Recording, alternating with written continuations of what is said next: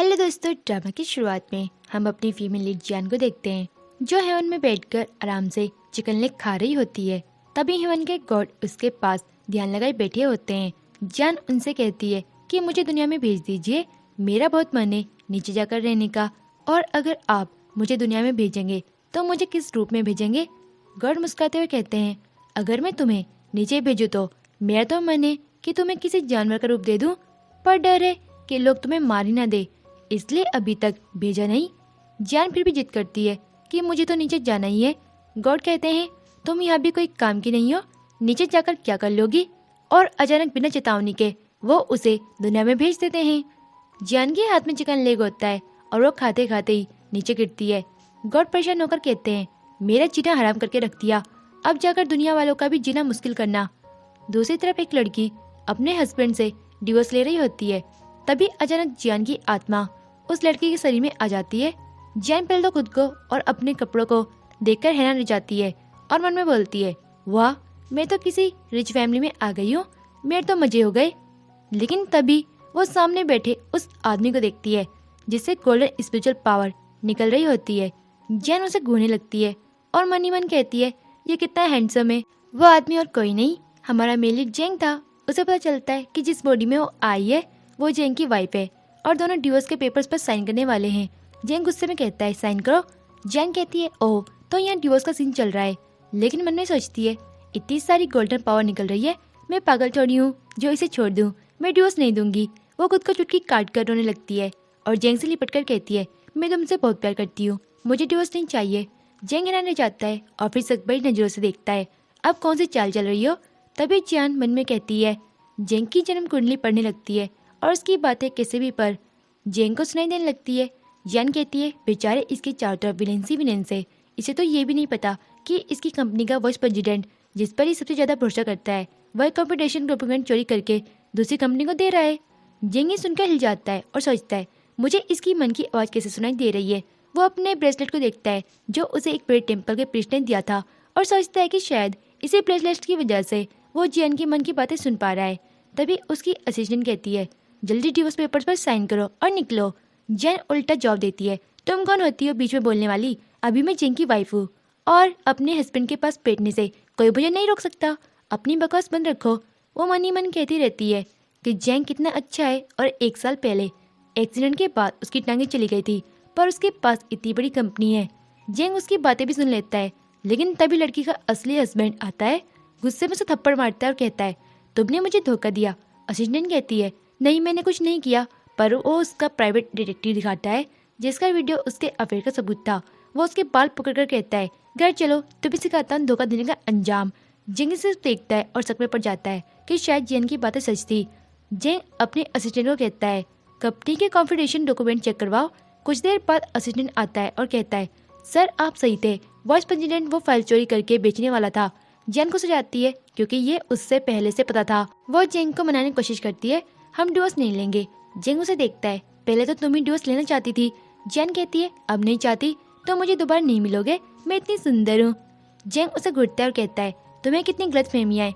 पर जेन उसे चुप करने के लिए उसे किस कर लेती है। जेंग शॉक होकर उसे दूर धक्का देता है, क्या कर रही हो तुम। लेकिन जियान को तो उसमें से निकलती गोल्डन पावर दिख रही थी। वो मन में सोचती है, एक किससे इतनी पावर मिली है, अगर इंटीमेसी हो जाए तो। जेंग ये सब सुनकर और शॉक हो जाता है। तभी जेंग को याद आता है कि जेंग की सिस्टर इन लो अपने अच्छे हस्बैंड को धोखा दे रही है। वे दोनों कार से घर की तरफ जाते हैं। जेंग मिरर पर सिर रखकर अजीब तरीके से सो जाती है। जेंग उसे देखकर सोचता है, ये ऐसे कैसे सो सकती है। वो मन में कहता है, सोते हुए तो क्यूट लगती है। घर पहुंचते जहाँ जेंग की मॉम, ब्रदर और सिस्टर इन लो रहते थे। जेंग मन में ब्रदर इन लो को देखकर कहती है, वाह कितना हैंडसम है, और सब उसकी मन की आवाज़ सुन लेते हैं। जेंग ओपनली सोचती है कि सिस्टर इन लो ने इतने अच्छे आदमी को क्यों धोखा दिया। और तो और उसकी नेक पर लव बाइट भी दिख रही है। सारी बातें फैमिली सुन रही थी और सब सो को जाते हैं।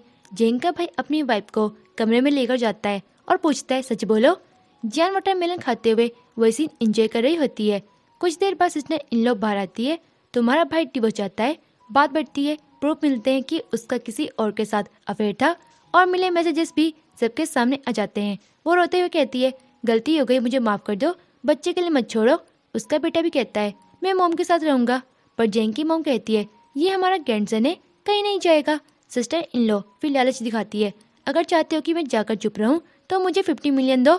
जैन हंसने लगती है, कौन से पैसे, कौन सा ग्रैंडसन, ये तो हमारा बच्चा है ही नहीं, सबको 440 वोल्ट का झटका लगता है। जैन का भाई कहता है, हमें ये बच्चा नहीं चाहिए, तुम ले जाओ। बच्चा रोने लगता है। जैन उसे मैजिक से चुप करा देती है। फिर असिस्टेंट डीएनए रिपोर्ट लाता है और सच सामने आ जाता है, वो बच्चा जैन के भाई का था ही नहीं। पूरी फैमिली शौक में पड़ जाती है। जैन फिर कैलकुलेट करती है और बताती है, ये बच्चा तुम्हारे एडेप्टर पेरेंट्स के बायोलॉजिकल सन का है। ये सुनकर सिस्टर इनलो हैरान रह जाती है। वो खुद को इनोसेंट दिखाने की कोशिश करती है, तुम्हारे पास मेरे लिए टाइम नहीं था इसलिए ऐसा किया, अगर डिवोर्स चाहिए तो पैसे देने होंगे। ब्रदर कहता है, तो मैं कोर्ट में देख लूंगा। वो जाते जाती फैमिली को कहती है, तुम सब जल्दी बैंकक्रप्ट हो जाओगे। तो जियांग कहती है कि हमारी फिक्र छोड़ो, अपनी सोचो, क्योंकि मैंने हिसाब लगाया है, तुम बहुत जल्द जेल जाने वाली हो पूरे 3 साल के लिए। ये सुनते ही उसकी सिस्टर इन लो वही गिर पड़ती है। अगले सीन में वो अच्छे से रेडी होकर मिरर में खुद को देखती है और बोलती है, आज तो इसके साथ इंटीमेट होकर ही रहूंगी। फिर वो पूरे अंदाज में चलती हुई जियांग के पास जाती है और उसे सेड्यूस करने लगती है। लग भी रहा होता है कि वो फंस गया है। तभी वो मन में ही मन कहती है, हाँ मेरा प्लान काम कर रहा है, आज तो हमारे भी सब कुछ हो ही जाएगा। ये जियांग भी अंदर ही अंदर हंस रहा होता है। वो उसकी तरफ चलता है, वो खुश होती है, लेकिन वो उसके पास से ऐसे निकल जाता है जैसे उससे उसे देखा ही नहीं। वो जाते हुए भी हंस रहा होता है। ये देखकर जियांग को गुस्सा आ जाता है और वो मन में बड़बड़ाती है, कितना बड़ा झूठा है, मुझे लगा मेरी तरफ देख रहा है, और गुस्से में जाकर बेड पर सो जाती है। जियांग उसे देखता है, वो सो नहीं रही थी बल्कि बहुत प्यारी लग रही थी। फिर वो अपना ब्रेसलेट देखता है और यहाँ रिवील होता है कि जो एनर्जी जियांग देख रही थी वो इसी ब्रेसलेट से निकल रही थी जो गुरुजी ने उसका दिया था। उसे गुरुजी की बात याद आती है, जब तक ये ब्रेसलेट पहने रहोगे तुम 10 साल और जियोगे और तुम्हारी जिंदगी में एक ऐसा इंसान आएगा जो तुम्हारी किस्मत बदल देगा, वही तुम्हारा लकी पर्सन होगा। जियांग को देखकर सोचता है, शायद यही वही इंसान है। अगले दिन सारे लोग मिलकर ब्रेकफास्ट कर रहे होते हैं। जियांग की मॉम कहती है, मुझे जियांग के मन की बातें सुनाई देती है, पहले लगा मैं पागल हो रही हूँ, अब पता चल रहा है तुम दोनों को भी सुनाई देती है। जियांग कहता है, पहले लगा ब्रेसलेट की वजह से, पर अगर ऐसा होता तो आप दोनों को क्यों सुनाई देती। यू कहता है, हाँ मुझे भी सुनाई देती है, और जो भी बोलती है एग्जैक्टली सच होता है। इतना ही बात हो रही होती है कि जियान आ जाती है। गुड मॉर्निंग, क्या बात कर रहे थे आप लोग, और उनके साथ नाश्ता करने लगती है। तभी जियान का दूसरा भाई चैन भी आ जाता है, उसके साथ उसका बेस्ट फ्रेंड भी था। मॉम उसे देखकर बहुत खुश हो जाती है। जियान मनी मन बोलती है, ये दोस्त असल में गे है और उसकी नज़र चैन पर है, उसको खुद पता नहीं कि वो इसके साथ सोना चाहता है। सभी सुनकर सो को जाते हैं। जियांग उस दोस्त से कहता है, सॉरी आप हमारे घर नहीं रह सकते। वो मुंह बनाकर कहता है, होटल में रुक जाऊंगा। चैन अपने भाई से कहता है, आपने अच्छा नहीं किया, मेरी इंसल्ट हो गई। जियांग कहता है, तुमने जियांग की बात सुनी होगी, उसने अब तक जो कहा है सब सच निकला है। चैन कहता है, नहीं ये पॉसिबल ही नहीं। लेकिन फोन आने पर उसे कंफर्म हो जाता है, उसका फ्रेंड सच में गे था। वो शर्मिंदा होकर चल जाता है। अगले सीन में सब ब्रेकफास्ट कर रहे होते हैं। जैन बहुत तेज तेज खा रही थी। जैन कहता है, आराम से खाओ, खाना भाग नहीं रहा। जैन उसके पेट में खाना डालता है। वो शख्स से कहती है, कहीं इसकी नज़र मुझ पर तो नहीं है, बदतमीज, मैं तुम्हारी सिस्टर इन लो हूँ। सब हंसने लगते हैं। तभी यू को कोर्ट से कॉल आती है, उसे अर्जेंट जाना पड़ता है। जैन मन में देखती है, उसके फेस पर रेड लाइन्स है, इसका मतलब डेंजर है। वो यू से कहती है, ध्यान रखना, ठीक है। फिर उसकी बात सुनकर यू कहता है, हमें अपना बिजनेस एक्सपेंड करना चाहिए, फॉर्चून टेलिंग और डेस्टिनी वाले काम को भी जोड़ना चाहिए। सब हंस देते हैं क्योंकि घर में ऑलरेडी ये सब हो रहा था। जैन बोलती है, इसको कुछ होगा नहीं, जिंदा तो रहेगा, पर इसका एक हाथ टूटेगा। दोनों डर जाते हैं। जैन एक नोट में मैजिक करती है और बैंक नोट ले आती है। जो पूछता है, ये मेरे ट्रिप का एक्सपेंसेस है। वो कहती है, नहीं, वापस आते समय मेरे लिए कुछ मीठा लाना। अगले सीन में मॉम न्यूज़ सुन रही होती है कि जहाँ यू गया था वहाँ बम ब्लास्ट हुआ है। वो डर जाती है, लेकिन सामने से यू केक लेकर आ जाता है। मैं सिर्फ जैन की वजह से बचा हूँ। मॉम को सोकर कहती है, आज डिनर में क्या खाओगे? मैं अपनी डॉटर इन लोग के लिए खुद बनाऊंगी। जैन मन में कहती है, ये लोग इतने रिच होते हुए खाना कब से बनाने लगे, और एम्बरेस हो जाती है। अगले सीन में डिनर चल रहा होता है। जैन को जंग की टांगों पर ब्लैक मैजिक दिखता है। वो कहती है, ये ठीक हो जाएगा, पहले जैसा। सब खुश हो जाते हैं। जंग सुबह कहता है, मैं तुम्हें कभी नहीं छोड़ूंगा। वो मन में कहती है, कभी क्यों छोड़ू, अभी तो बहुत एक्साइटिंग चीजें बाकी है। सब शर्मिंदा हो जाते हैं। नेक्स्ट सीन, जंग सो रहा होता है। वो बिल्ली की तरह उसके पास आती है और मन में बोलती है, इसे तो मैंने स्लीपिंग पिल दे दी है, अब मैं जो चाहूँ कर सकती हूँ। वो उसके करीब जाकर उसे छूती है, फिर इंटीमेट हो जाती है, फिर उसके सीने पर सो जाती है। अचानक रिवील होता है, वो सोया नहीं था, जाग रहा था। वो भी उसे प्यार करने लगता है। नेक्स्ट मॉर्निंग जंग थोड़ी मूवमेंट करता है। सब कुछ सोकर उसे चिढ़ाते हैं। लगता है रात में कुछ हुआ है, तभी टांगों में जान आई। उसे याद आता है कि उसकी सारी बात फैमिली ने सुन ली थी। वो गुस्सा होता है, सब मेरी मन की बात क्यों सुन लेते हैं। फिर उसे डॉक्टर के पास ले जाया जाता है, लेकिन जियान इंसिस्ट करती है, अभी मुझे हॉस्पिटल चलना है, ये डॉक्टर सही नहीं है। वो साबित कर देती है कि डॉक्टर फ्रॉड है। फिर वो उसे एक नए हर्बल डॉक्टर के पास ले जाती है। डॉक्टर कहता है तुम्हारी वाइफ तुमसे बहुत प्यार करती है। जैन मन में प्यार पता नहीं, पर जो करना है उसके लिए इस आदमी की टांगों में जान होना जरूरी है। जैन शॉक हो जाता है और गॉड इसके दिमाग में चलता क्या है। डॉक्टर कहता है टांगे ठीक हो जाएगी पर टाइम लगेगा, यहाँ रुकना होगा। रूम में जियान सिर्फ इंटीमेट थॉट सोच रही होती है। ये सब जेंग सुन सुनकर परेशान हो जाता है, गुस्से में उसके ऊपर गिरता है और एक्सीडेंटल किस हो जाती है। जेंग शॉक में खड़ा हो जाता है, उसे पता ही नहीं चलता कि वो खुद खड़ा है। फिर अचानक खुशी से रियलाइज करता है मैं चल सकता हूँ। जब भी वो जैन के करीब आता था उसकी टांगे हील होती थी। कुछ ही दिनों में वो परफेक्टली चलने लगता है। वो कहता है थैंक यू, ये सब तुम्हारी वजह से हुआ। लेकिन जियान अभी भी वही ठोक सोच रही थी। जेंग थक जाता है। घर पहुंचते जियान उतरती है। वो नोटिस करती है कि जेंग बाहर नहीं आ रहा। वो कहती है तुम नीचे क्यों नहीं आ रहे। वो कहता है अभी सबको सच नहीं बताना चाहता। वो उसकी व्हीलचेयर निकाल देती है। अंदर एक लड़की खड़ी थी जो उन्हें एक पार्टी में इन्वाइट करने आई थी। जेन उसे देखते समझ जाती है कि ये विलन टाइप है। वो ड्रामा करती है और उसे इंसल्ट करती है, लेकिन इस बार मदर इन लॉ भी उसके साथ हो जाती है। जेंग कहता है मॉम इस घर में एक एक्टर काफी है, आप मत ज्वाइन होइए। तीनों उसे खूब सुनाकर भगा देते हैं। सब हंसते हैं। अगले सीन में मॉम पूछती है तुम चल सकते हो, मुझे दिखाओ। वो चलकर दिखाता है। मॉम खुश हो जाती है, ये सब जेंग की वजह से हुआ है, अब तुम जल्द से जल्द मुझे ग्रेट ग्रैंडसन दे दो। जेंग ब्लश करता है। जेंग कमरे में जेंग का इंतजार कर रहा था, इतनी देर क्यों लगा रही है। वो रात में नाटी पहनकर आती है। जेंग के होश उड़ जाते हैं। वो उसके पास आकर उसे किस करती है। जेंग उसे कमर से पकड़कर और करीब खींचता है और फिर उसे बेड पर लिटा देता है। जेन मनी मन सोचती है गॉड मेरी हार्ट बीट इतनी तेज क्यों हो रही है, और तुरंत जेंग को अपने से दूर कर देते हुए कहती है ठीक है बस मेरे पास मत आना। वो खुद को ब्लैंकेट में अच्छे से लपेट लेती है ताकि जेंग उसके करीब ना सके और बोलती है जाओ कहीं और जाकर सो जाओ। ये सुनकर जेंग हल्का सा मुस्कुरा देता है और सोचता है सोचने में जितनी बॉडी बनती है असल में उतनी भी नहीं है। काम की बारी आई तो डर से कांप जाती है। इसके बाद वो उसे थोड़ा छेड़ने लगता है और कहता है अरे ब्लैंकेट तो दे दो, थोड़ा हिस्सा ही सही। जेंग झट से बोलती है नहीं मैं नहीं दूंगी, और इसी तरह दोनों रात भर मजाक और छोटी छोटी लड़ाई करते रहते हैं। अगले दिन उन्हें उसी लड़की की पार्टी में जाना होता है। जेंग पहले से तैयार होकर जैन का वेट कर रहा होता है। तभी जैन बाहर आती है और इतनी खूबसूरत लग रही होती है कि जेंग बस उसे देखते रह जाता है। अचानक उसका गाउन उसके पैरों में फंस जाता है और वह गिरने ही वाली होती है कि जेंग अपनी व्हीलचेयर से उठकर तेजी से उसे पकड़ लेता है। जैन मनी मन कहती है वाओ मेरा हस्बैंड कितना स्ट्रांग है, और उसकी तारीफ करने लगती है जिसे उसकी मदर इन लॉ भी सुन लेती है। ये सुनकर जेंग थोड़ा नर्वस हो जाता है और वहाँ से जाने लगता है। तभी उसकी मदर इन लॉ आवाज देकर कहती है अरे अपनी व्हीलचेयर तो ले जाओ। जेंग भागकर वापस आता है, व्हीलचेयर उठाता है और निकल जाता है। दोनों पार्टी पहुंचते हैं। वहाँ कुछ लोग जेंग का मजाक उड़ाते हुए कहते हैं जैन कितनी अनलक्की है, इसका हस्बैंड तो चल भी नहीं सकता। ये सुनकर जैन भड़क जाती है और पलट कर बोलती है तुम लोग मेरे हस्बैंड को डिसेबल कह रही हो, मैं चैलेंज करती हूँ तुम सब मिलकर भी इसकी एक उंगली जितना भी नहीं हो सकते। वो लड़की गुस्से में जैन पर हाथ उठाने आती है, लेकिन जैन उसका हाथ पकड़ लेता है और सख्ती से कहता है मेरी वाइफ पर हाथ उठाने की हिम्मत कैसे हुई, मैं जिंदा हूँ और कोई मेरी वाइफ को हाथ नहीं लगा सकता। फिर वो उसे जोर से धक्का देता है। स्टेज पर मिस्टर हैंग अपने बेटे के कॉलेज एडमिशन का जश्न मनाने की बात बताते हैं। जैन उनके चेहरे को देखकर सोचती है ये बहुत मीन इंसान है। वो तुरंत कैलकुलेशन करती है और समझ जाती है कि जिस बेटे पर वो इतना गर्व कर रहा है वो उसका बायोलॉजिकल बच्चा है ही नहीं, क्योंकि मिस्टर हैंग इनफर्टाइल है और उसकी वाइफ ने किसी और डोनर का स्पर्म लिया है। जैन उस लड़की पर मैजिक करती है और वो स्टेज पर जाकर सबके सामने सच उगल देती है। मिस्टर हैंग शौक में अपनी वाइफ को धमकाने लगता है कि उसने उसके साथ कितना बड़ा धोखा किया।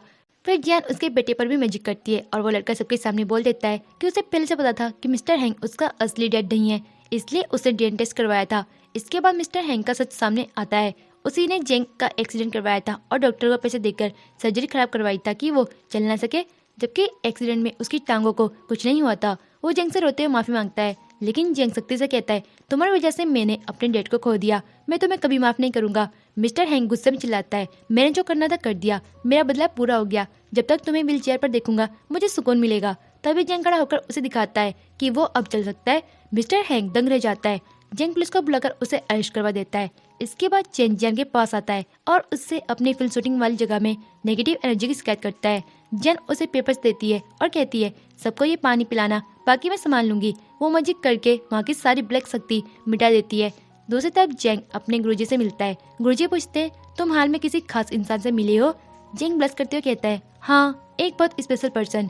गुरुजी हंसकर पूछते हैं क्या तुम दोनों इंटीमेट हुए। जेंग चाय उगल देता है। गुरुजी कहते हैं जब तक इंटीमेसी नहीं होगी तुम्हारी डेस्टिनी उससे जुड़ ही नहीं सकती। इधर जियान को अपने सेट पर उसका एक्स मिलता है।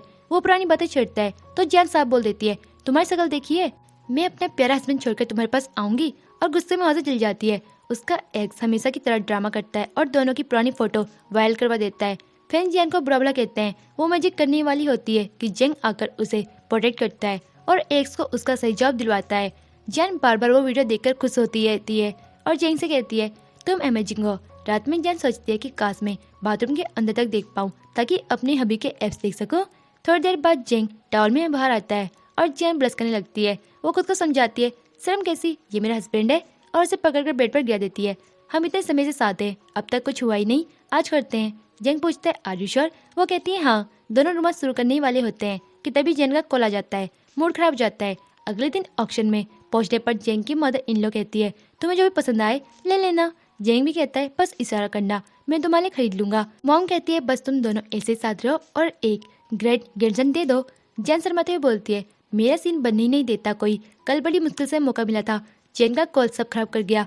सब हंसने लगते हैं। फिर उसकी स्टेप सिस्टर आकर जियान को नीचे दिखाने लगती है। मदर इन लॉ जेंग का साइड ले लेती है और कहती है हमें तो ब्लेसिंग मिली है कि हमें ऐसी डॉटर इन लॉ मिली। स्टेप सिस्टर जलमुन जाती है। ऑक्शन शुरू होता है। एक व्हाइट ब्लू वॉच दिखाया जाता है। जियान को इम्प्रेस करने के चक्कर में जेंग पुलिसली बोली बढ़ाता जा रहा होता है। जियान मन मन में कहती है ये कितना यूजलेस सा पीस है और ये इस पर इतना पैसे क्यों लगा रहा है। जिंग सुन लेता है और बोली बढ़ाना छोड़ देता है। मजबूरी में वर्स किसी और को 30 मिलियन में लेना पड़ता है। इसके बाद एक रिंग आती है जिसे देखकर जैन बोलती है मुझे ये रिंग चाहिए। जेंग मुस्कुराकर कहता है ठीक है जितनी चाहो बिट लगाओ। जैन 50 मिलियन बिट कर देती है। सब सो को जाते हैं और कहते हैं कि इतनी छोटी रिंग की कीमत इतनी नहीं हो सकती। जेंग कॉन्फिडेंटली कहता है मेरी वाइफ को जो पसंद है मैं अफोर्ड कर सकता हूँ।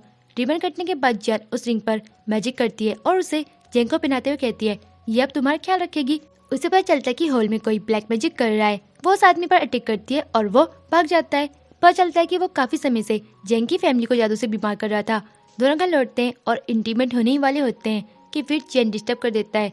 जेंग मन ही मन चिढ़कर कहता है पक्का इसे प्रॉपर्टी बांटने का डर है इसलिए बार बार हमारे बीच आ जाता है। इधर जेन की स्टेप सिस्टर ब्लैक मैजिक वाले आदमी के साथ मिलकर जेन की रेपुटेशन बिगाड़ने की कोशिश करती है। वो जेन को ड्रग करके एक लड़के के साथ रूम में बंद कर देती है, लेकिन जियान अपनी मैजिक पावर से खुद को बचा लेती है और उसे महसूस होता है कि जेंग उसे सच्चा प्यार करता है और जब तक वो साथ है उसे किसी बात का डर नहीं। दोनों किस करते हैं। विलेन जेंग को ट्रैप करने के लिए बुलाता है ताकि उसे मार सके क्योंकि उसे पता चल चुका था कि जियान की पावर जेंग से जुड़ी है। जियान उसे बचाने पहुंचती है और दोनों और विलेन में जोरदार लड़ाई होती है। लड़ाई में जियान गंभीर रूप से घायल हो जाती है और उसके मुंह से खून निकल रहा होता है। फिर भी वो जेंग को बचाने के लिए खड़ी रहती है। जेंग उसे पकड़कर कहता है मैं तुम्हारे लिए जान भी दे सकता हूँ। दोनों किस करते हैं और जियान को थोड़ी नई पावर मिलती है जिससे वो विलेन को हरा देती है, लेकिन जेंग की हालत बहुत बिगड़ जाती है और वो बेहोश हो जाता है। जियान उसे हॉस्पिटल ले जाती है। उसके सीने पर सिर रखकर रोती है और कहती है प्लीज जाग जाओ, मैं तुम्हारे बिना नहीं रह सकती, मुझे तुमसे बहुत प्यार है, तुम्हें देखकर जीती हूँ। वो उसे किस करती है और खुद भी उसके सीने पर बेहोश हो जाती है। जब उसकी आंख खुलती है वो खुद को 1985 में पाती है। वो घबरा कर चिल्लाती है। तभी सेंग नहाकर बाहर आता है हाफ नेकेड। जैन उसे देखकर शर्माने लगती है। सेंग पूछता है क्या हुआ, कोई बुरा सपना देखा? जैन मन में कहती है अच्छा किया, मेरा सेक्सी हस्बैंड है ना सामने। सेंग मुस्कुराता है और कहता है अच्छा तो मैं सेक्सी हूँ? जैन रह जाती है और कहती है तुम्हें कैसे पता चला कि मैं सब सोच रही थी? जेंग हल्की मुस्कान सा बताता है तुम दिल में जो भी बोलती हो मुझे सब सुनाई देता है। ये सुनकर वो और भी हैरान हो जाती है और उसके गाल लाल पड़ जाते हैं क्योंकि जो भी बातें वो मन ही मन सोच रही थी जेंग ने सब सुन लिया था। उसे सोचकर भी शर्माने लगती है। तभी जेंग नर्म आवाज में कहता है चलो अब आगे बढ़ते हैं। वो आराम से चादर अपने ऊपर खींच लेता है और इसी सॉफ्ट रोमांटिक मोमेंट के साथ ये ड्रामा यहीं खत्म हो जाता है। वीडियो पसंद आया तो लाइक करना न भूलें, सब्सक्राइब करें सोल टेल्स एक्सप्लेन चैनल को और बेल आइकन दबाएं ताकि आपको हर नई कहानी नोटिफिकेशन सबसे पहले मिले। वीडियो को अपने दोस्तों के साथ शेयर करें और अगर आप और भी ऐसे ड्रामा देखना चाहते हो तो मेरे new channel side drama explain में जाकर आप देख सकते हो, जिसका लिंक मैंने डिस्क्रिप्शन में दे दिया है। और प्लीज़ उस चैनल को भी आप सब्सक्राइब कर दीजिए और नीचे कमेंट करके बताएं कि आपको सबसे ज़्यादा इमोशनल मोमेंट कौन सा लगा। और मिलते हैं नेक्स्ट वीडियो में एक नई कहानी के साथ।